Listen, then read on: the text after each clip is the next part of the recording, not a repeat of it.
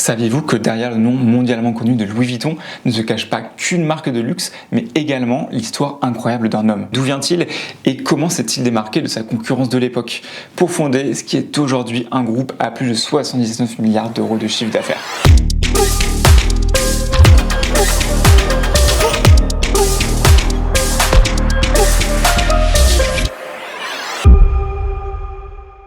Bonjour tout le monde, vous êtes sur Curious, moi c'est Hugo et aujourd'hui on retrace la vie de Louis Vuitton. Contrairement à ce qu'on pourrait penser, Louis Vuitton naît bien loin de Paris.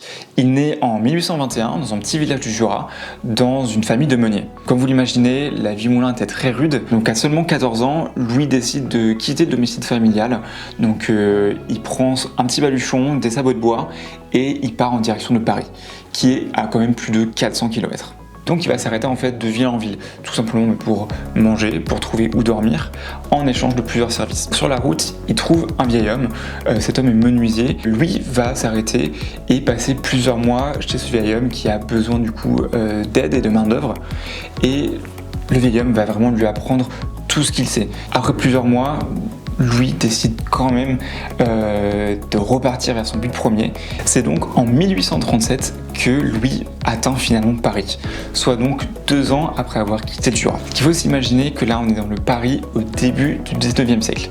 Donc c'est avant l'ère industrielle et c'est avant en fait tous les travaux haussmanniens. Donc ce sont surtout des petites ruelles encore de type médiéval. Donc c'est assez dangereux, c'est sale et c'est dans ce contexte-là que Louis finalement arrive. Il a quand même des connaissances sur Paris, ce sont en fait ses cousins. Donc il a plusieurs membres de sa famille qui vivent à Paris, mais le petit problème c'est qu'il a même pas leur adresse. Louis, comme d'habitude, il est toujours aussi malin, il arrive à s'en sortir et il retrouve sa famille. Et ils habitent en fait dans un tout petit appartement.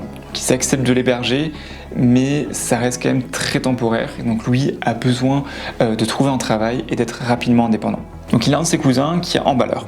Donc emballeur, c'est un métier qui n'existe plus aujourd'hui, mais comme son nom l'indique, en fait, il s'agit d'emballer des objets, des vêtements ou en fait n'importe quel achat qui aurait pu être réalisé par les Parisiens les plus aisés. Paris est en fait constitué principalement de pavés pour emmener un objet d'un point A à un point B dans de bonnes conditions et en un seul morceau.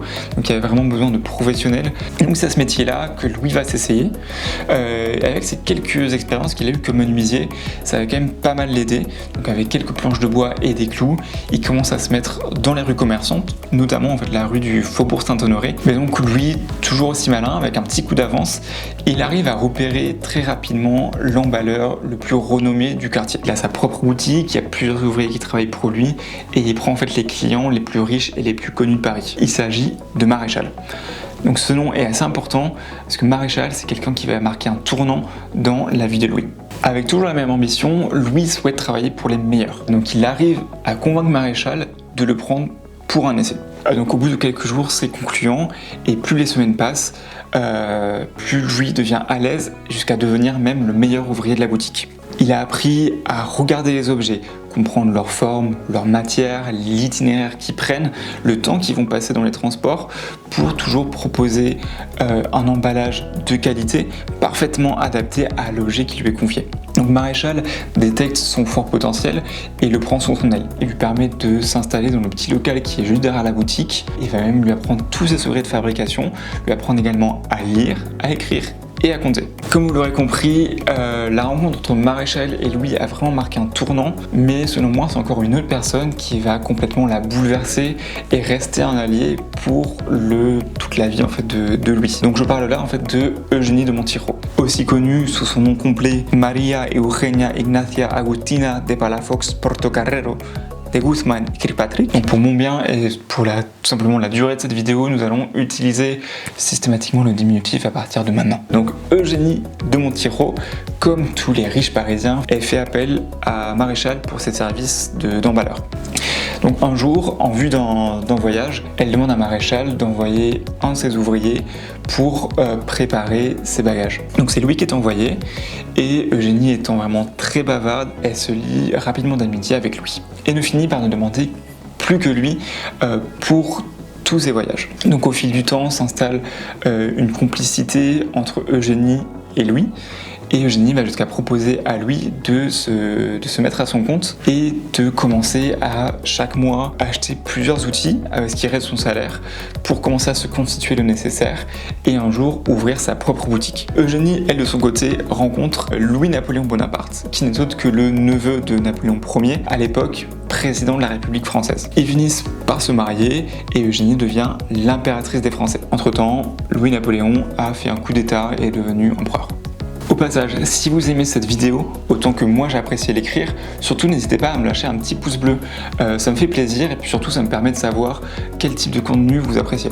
De son côté, Louis aussi fait une rencontre. Alors que Maréchal a fait venir au magasin son fournisseur de papier pour des négociations, celui-ci vient avec sa fille Émilie. Louis fait la rencontre d'Émilie et ils tombent rapidement sous le charme l'un de l'autre et finissent par se marier. D'ailleurs, il est déjà en train de regarder des locaux pour installer son magasin. Toujours avec un coup d'avance, Louis profite des travaux haussmanniens qui sont en cours pour s'installer dans un quartier totalement nouveau dans la rue Neuve des Capucines, juste à côté de ce qui est actuellement l'Opéra Garnier qui était en construction à l'époque et du Grand Hôtel du Louvre, un énorme hôtel de luxe qui fera venir évidemment beaucoup de touristes qui auront besoin des services de Louis pour leur emballage. À l'ouverture du magasin, comme promis, Eugénie est la première cliente du jeune couple. Et évidemment, ça attire les foules, c'est quand même l'impératrice, tous les bourgeois veulent le même emballeur que l'impératrice, donc les affaires de Louis Vuitton fonctionnent à merveille. Louis rencontre quand même quelques soucis, notamment avec les caisses qu'il a commandées qui sont pas du tout de bonne qualité, qui décide en fait de faire sa propre caisse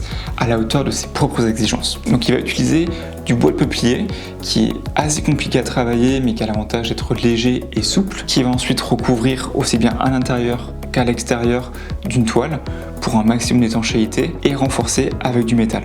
Pour tester sa création, il va prendre son carnet de commandes qui est en fait la seule copie qu'il avait des commandes de tous ses clients, donc je rappelle que s'il perdait ça, il perdait vraiment tout. Il décide quand même de prendre son carnet de commandes et de le mettre à l'intérieur de sa caisse.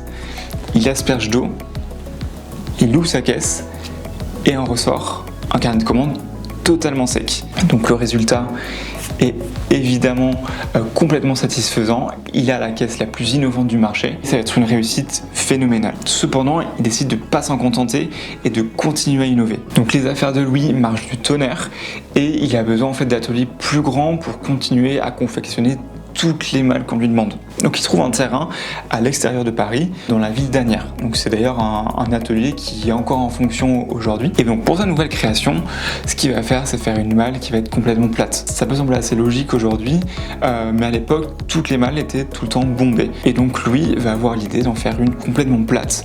Et en plus de ça, à l'intérieur, rajouter plusieurs compartiments qui sont modulables à l'infini pour s'adapter à n'importe quelle situation. Comme d'habitude, il innove complètement, cependant, il a quand même oublié en fait une chose, qui est le brevet. Toutes ses créations jusque-là ne sont pas brevetées et il se rend compte en fait qu'elles sont copiées un petit peu partout dans Paris, ce qui va quand même profondément l'énerver. Et on le comprend, dorénavant, chacune de ses créations seront scrupuleusement brevetées. Et ensuite arrive une nouvelle création. Elle va vraiment rencontrer un succès planétaire, c'est le wardrobe. C'est-à-dire c'est une malle armoire qu'on n'a même pas besoin de déballer. Tu ouvres la malle, d'un côté il y a une penderie et de l'autre côté plusieurs tiroirs avec des compartiments pour le reste des objets et accessoires. Et là c'est vraiment le méga succès. Tout le monde veut cette malle-là, que ce soit de Rockefeller jusqu'au roi d'Espagne. Et d'ailleurs, il y a une légende qui dit que c'est dans une malle Louis Vuitton que la Statue de la Liberté, enfin, le modèle en argile de la Statue de la Liberté a été transporté de Paris jusqu'à New York. En 1892, Louis Vuitton s'éteint après avoir passé plusieurs années à innover sans cesse et puis après avoir fondé cette maison de luxe à la renommée mondiale. Par la suite, ce sera son fils qui va reprendre la société familiale et pour lui rendre hommage, il va créer le monogramme si connu, donc le L et le V entouré de trèfles à 4 feuilles. Parti de rien et à la seule force de son audace, Louis Vuitton a réussi à fonder ce qu'on connaît aujourd'hui comme le plus grand empire du luxe. Mais c'est aussi une histoire de rencontre, comme avec Maréchal ou Eugénie, qui ont bouleversé le cours de sa vie. Après sa mort, la maison continuera d'innover et de prospérer et sera principalement dirigée par des personnes de sa famille jusqu'à l'arrivée en 1988 de Bernard Arnault, dirigeant actuel, qui transformera la maison familiale en empire tel qu'on le connaît aujourd'hui. J'espère que cette vidéo vous a plu, surtout n'hésitez pas dans les commentaires à me dire ce que vous en avez pensé et à me faire part de vos idées pour de prochains contenus. Comme toujours, n'hésitez pas à vous abonner si vous voulez ne rien manquer. On se revoit sur une prochaine vidéo. Tchuss!